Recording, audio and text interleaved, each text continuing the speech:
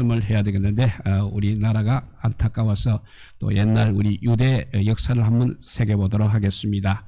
AD 73년입니다. 사해 근처 마세다라하라 불리는 요새가 있습니다. 거기서 967명의 유대인들이 스스로 목숨을 끊은 사건이 있었습니다. 이분들은 로마의 침략에 끝까지 항거를 하였습니다만, 그러나 로마의 장군 플라비우스 실바가 이끄는 제10군단 정예 로마 군인들에게 이제 더 이상 버틸 수가 없어서 스스로 죽음의 길을 택하였던 사건입니다. 마세다는 흑산입니다. 그래서 공격하기가 그렇게 쉽지를 않았습니다. 그래서 로마 군인들은 유대인 포로를 이용하여서 인공적인 언덕을 높이 쌓아서 진입로를 만들었습니다. 그때 유대인 지도자 엘 아제르는 부하들에게 비장한 연설을 하게 됩니다. 그 연설의 전문을 한번 읽어보도록 하겠습니다. 나를 따르는 충성스러운 동지들, 오래전 우리는 주님 외에는 어느 누구도 섬기지 않겠다고 결심한 바 있다. 오직 주님 한 분만이 우리가 섬길 진실하고 올바른 하나님이시다. 지금이야말로 우리의 결심을 이제 행동으로 증거해야 할 결정적인 순간이다. 바로 이런 때 우리는 스스로를 욕되게 해서는 안 된다. 이 한 목숨 부지하겠다는 생각에서 노예가 되는 길을 택해서는 안 된다. 만일 로마 군인들에게 살아서 붙잡히면 그들이 우리를 그대로 살려두지 않을 것이다. 우리는 그들의 항거에 반란을 일으킨 장군들이었으며 또 이 항거에 참여한 사람들 중 마지막 남은 사람들이기 때문이다. 그래서 나는 생각하기를 우리에게 이러한 특권을 주신 분이 주님이신 만큼 주님은 우리가 자유인으로서 명예스럽게 죽는 것을 허락하실 것이다. 이제 이 밤이 지나고 날이 밝으면 로마 군인들의 총공격에 우리는 더 이상 버틸 수 없다. 그러나 아직 우리는 사랑하는 가족들과 함께 스스로 명예로운 죽음을 택할 자유가 남아있다. 이것만은 우리의 대적도 방해하지 못한다. 로마 군인들은 우리를 생포하려고 하지만 우리는 그런 승리를 그들에게 허용해서는 안 된다. 우리의 사랑하는 아내들을 로마 군인들에게 능력 보일 수 없다. 자식들이 노예로 끌려가는 것을 보아서도 안 된다. 사랑하는 가족의 목숨을 우리 손으로 거두어 주어야 한다. 그런 다음에 우리 역시 사랑하는 이들의 뒤를 따라야 한다. 자유롭고 하는 이 영광스러운 수위를 잊고서 우리는 고이 잠들어야 한다. 그것에 앞서서 우리가 사용하던 온갖 물건들을 다 불사라 대적들에게 전리품을 남겨주지 말아야 한다. 이 요새도 그들이 태우기 전에 모두 태워버려야 한다. 그러나 한 가지만은 예외다. 저 창고에 아직도 가득 남아있는 식량만은 그대로 두어야 한다. 행여나 우리의 적이 먹을 것이 없어서 굶어 죽었다는 말을 하지 못하게 해야 하기 때문이다. 노예가 되느니보다 차라리 죽음을 선택하겠다는 결심을 행동으로 옮길 것임을 과시할 필요가 있다. 적의 손에 거룩한 도성과 지성소가 무참히 파괴됨을 보기 전에 우리는 모두 죽어야만 한다. 우리는 원수를 갚을 수 있으리라고 생각했다. 그러나 운명은 야속하게도 우리의 애국심과 열정을 외면하고 있다. 이제 우리에게 국운을 회복시킬 희망은 없다. 이제 남은 길이랑선 명예롭게 죽는 길뿐이다. 지금 우리가 자신과 아내와 자식들에게 베풀 수 있는 가장 큰 친절은 그것은 죽여주는 일뿐이다. 우리가 서로가 죽여줄 수 있는 이 귀중한 기회도 우리에게는 얼마 남지 않았다. 목숨에 미련이 있어 저 원수들에게 굴복한다고 한들 그들이 곧게 살려두지 않을 것이다. 젊은이들은 끝없는 고문을 이겨내지 못하고 고통 속에서 죽을 것이고 늙은이들은 고문에 당장 죽고 말 것이다. 남편 보는 앞에서 부인들은 부끄러운 일을 당하고 노예로 끌려가는 자식들은 아빠를 소리쳐 불러도 족쇄에 묶인 아버지는 어쩔 수 없을 것이다. 자, 주저하지 말자. 아직 우리에게 칼을 쥘 자유가 있다. 우리 손이 마지막으로 정중한 충성을 바칠 기회를 주자. 적에게 노예되지 않은 이 상태로 다 같이 죽자. 아내들과 자식들과 우리 다 같이 자유인의 몸으로 이 세상을 하직하자. 이렇게 비장한 연설을 하였습니다. 엘아절의 이 연설이 끝나자 사람들은 가족들끼리 서로 목을 껴안고 입을 맞춘 다음 남편들이 제각기 제 아내와 자식들을 자기 칼로 죽였습니다. 가족들을 죽인 남편들은 제비를 뽑아 10사람을 선정하여 나머지 남편들을 죽였습니다. 그 10사람은 자기들의 사명을 완수한 다음 다시 또 한 사람을 제비 뽑아 나머지 9을 죽였습니다. 그 한 사람도 나머지 9을 죽인 다음 식량 외의 모든 물건과 건물을 태우고 자결을 하였습니다. 이렇게 해서 967명이 죽었다고 합니다. 그런데 거기 집단 자살을 피해 살아남은 두 늙은 여인과 한 아이가 있었습니다. 군대를 따라왔던 종군 역사가 요세푸스는 그 생존자들에게 마세다의 최후에 관해 들었다고 합니다. 이 이야기는 자살하자란 그런 말이 아닙니다. 절대 우리는 자살하면 안 되는 것입니다. 왜냐하면 지옥이 기다리고 있기 때문입니다. 이 말씀은 자유와 나라와 자유에 대한 고귀함을 말해주려고 이야기하고 있는 것입니다. 나라가 망하면 가정이 망하고 자신도 망하게 되는 것입니다. 힘이 없으면 망하고 죽을 수밖에 없는 것입니다. 그래서 8절에 보면 실패를 반복하지 말라고 했습니다. 우상 숭배 때문에 그들이 징계를 받게 되었습니다. 그래서 9절에 보면 이 일을 기억하고 다시 생각하라는 말씀이 있습니다. 즉 과거를 반성해보고 다시 잘못된 길에 빠지지 말라는 말씀인 것입니다.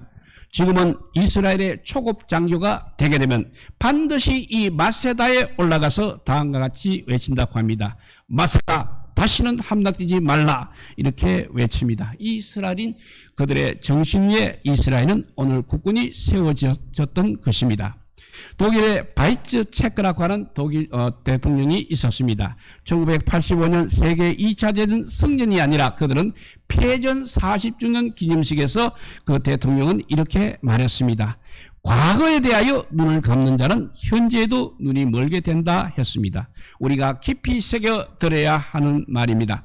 과거에 매이게 되면 미래가 없는 것입니다. 그러나 과거를 잊게 되면 같은 일을 또 어리석은 일을 반복하게 되는 것입니다. 그러니까 과거에서 벗어나지 못하는 것입니다. 우리는 과거를 절대 잊어서는 안 됩니다. 가난했던 때를 잊어서는 안 된다는 것입니다. 병들었을 때를 잊어서는 안 된다는 것입니다. 실패하고 낙심되었을 때, 미래가 캄캄하게 보였을 때를 우리는 결코 잊어서는 안 되는 것입니다. 과거에 경험한 뼈아픈 경험, 엄청난 값을 지불하고 깨달은 경험, 도저히 우리는 잊어서는 안 되는 것입니다. 우리가 IMF를 맞이했던 이유가 무엇이겠습니까? 물론 여러 가지 이유가 있겠지만 6.25 동란 이후 굶주림과 헐벗음으로 고통당한 때들 우리가 잊어버렸다는 것입니다. 올챙이 시절을 잊어버렸기 때문에 그렇습니다. 배고파서 허리띠를 졸라매고 소나무 껍질을 벗겨먹고 칡뿌리를 캐먹던 그때 그 시절, 힘겹게 넘어야 했던 보리고기의 아픔과 고통을 잊어버리고 좀 잘 사는 나라가 되었다고 흥청망청 쓰다가 IMF의 고통을 당하게 되었습니다. 우리는 흔히 정치 지도자들을 많이 욕하고 있습니다. 그렇게 정치 지도자들이 썩었다고 욕하면서도 그들이 나오게 되면 후보로 나오게 되면 또 찍어주는 것입니다. 왜냐하면 반성이 없었기 때문인 것입니다. 역사를 반성할 줄 모르는 사람은 그 실패를 또 다시 경험해야 되는 것입니다. 다시 생각하지 못하는 자, 반성하지 못하는 자가 바로 패역한 자인 것입니다. 남자다움이라는 것은 자신의 잘못을 솔직히 인정하고 반성할 줄 아는 사람인 것입니다. 그래야 다시 죄를 짓지 않습니다. 죄와 싸우는 힘이 바로 남자다움인 것입니다. 다윗은 남자다웠습니다. 자신의 잘못을 솔직히 인정하고 같은 죄를 반복해서 범하지 않았습니다. 다시 생각하는 자만이 기억할 수 있기에 오늘 9절에 보니까 옛적 일을 기억하라고 하였습니다. 그렇다면 우리는 무엇을 기억하며 무엇을 다시 생각해야 되는 것입니까? 9절에 보니까 하나님의 다른 구원자가 없다고 했습니다. 모세 이후 이스라엘에게 베풀어 주신 분이 바로 하나님이십니다. 다른 구원자는 없습니다. 이스라엘 백성들은 광야에서 40년 동안 지낼 때 구원자 되신 하나님을 경험하게 되었습니다. 홍해가 막히게 되면, 홍해가 앞을 막으면 홍해가 갈라지는 하나님의 하나님께서 이적으로 구원하셨습니다. 목마른 기갈의 위험이 있으면 반석에서 생수를 제공해 주셨습니다. 먹을 것이 없어서 군지염의 위험에 있을 때 만나를 공급하는 신비한 체험을 했습니다. 그런데 하나님을 반역하다가 불뱀에 물려서 수많은 사람들이 죽어갔습니다. 이때 하나님께서는 구원의 상징인 구리뱀을 장대 위에 세워서 바라보기만 하면 구원을 받게 하셨습니다. 이처럼 위험한 광야에서 하나님께서 임마누엘 하며 에베네셀의 은혜를 경험하게 하셨던 것입니다. 성도의 삶은 광야의 삶이라 할 수 있겠습니다. 하지만 광야의 삶이 결코 무의미하거나 고통만은 아니라는 사실입니다. 어떤 경우에도 우리 하나님께서는 우리와 항상 함께 하시며 우리를 돌봐 주십니다. 이 사실을 다시 생각해 보십시오. 힘에는 보이지 않는 힘과 보이는 힘과 보이지 않는 힘이 있습니다. 사람들은 보이는 힘만 믿으려고 합니다. 그렇지만 사실은 보이지 않는 힘이 더 큰 것입니다. 미국은 세계 제일의 힘을 가지고 있었습니다. 그렇지만 월남전에서 패배하였습니다. 그들이 무기가 부족해서 패배한 것이 아닙니다. 그들은 정신에서 패배를 했습니다. 이스라엘은 거꾸로 아랍 군대 1억을 상태에서 100분의 1도 안 되는 인구를 가지고 싸웠습니다. 그러나 이스라엘 백성들은 생존을 위해 싸웠고 결국 승리할 수 있었습니다. 정신 상태에서 먼저 이겼습니다. 어떻게 해야 정신력이 강해질 수 있는 것입니까? 하나님께서 나와 함께 하신다는 이 사실을 믿어야 하는 것입니다. 67년 6월 전쟁 당시 이스라엘의 국방장관은 전방에 병사들을 보내고 자신은 방송국에 앉아서 시편 27편을 낭송하고 있었습니다. 읽어보면 여호와는 나의 빛이요 나의 구원이시니 내가 누구를 두려워하리요. 여호와는 내 생명의 능력이시니 내가 누구를 무서워하리요. 나의 대적 나의 원수된 행악자가 내 살을 먹으려고 내게로 왔다가 실족하여 넘어졌도다. 군대가 나를 대적하여 진칠지라도 나는 오히려 안전하리로다 했습니다. 전쟁터에서 이 착승기를 통해 흘러나오는 이 국방장관의 확신은 찬 시편 낭독을 듣던 병사들의 마음은 하나님은 나의 구원이시다는 확신이 생겼던 것입니다. 그래서 일당 100 이상의 힘을 낼 수 있었습니다. 이들을 누가 과연 이길 수가 있겠습니까? 무기에서 나오는 힘이 이것과 비교가 될 수 있습니까? 이 사람들은 병력수가 많다고 해서 당해낼 수 없는 것입니다. 정신력이 너무나 강한 사람들이기 때문이 그렇습니다. 이스라엘 백성들은 미디암의 괴로움을 당하고 있었습니다. 그 백성들을 구원하기 위하여 기도원이 일어났습니다. 그때 전쟁에서 나가 싸우겠다고 나선 사람이 모두 32,000명이나 되었습니다. 그런데 하나님께서는 기도원에게 사람이 너무 많으니 줄이라고 하셨습니다. 줄인 결과 300명이 되었습니다. 그 300명이 나가서 메뚜기같이 많은 미디안 군대를 물리쳤습니다. 전쟁은 사람의 수에 있지 않고 더구나 활약에 있지도 않는 것입니다. 그러면 나라의 힘은 무엇이라는 것입니까? 그것은 정신이고 또 더 나아가서 기도하는 힘입니다. 실존주의 철학자 케오르 케고르의 저서 중에 죽음에 이르는 병이라는 유명한 책이 있습니다. 그 내용을 보게 되면 크게 두 부분으로 나눌 수 있습니다. 제1부는 절망하는 것이 죄다라는 전제하에 인간이 절망하여 하나님을 찾지 않을 때 죽음에 이른다고 했습니다. 제2부는 절망도 하지 않는 것이 죄다라는 명제 아래 인간은 절망할 때 비로소 하나님을 찾기 때문에 희망이 있다고 했습니다.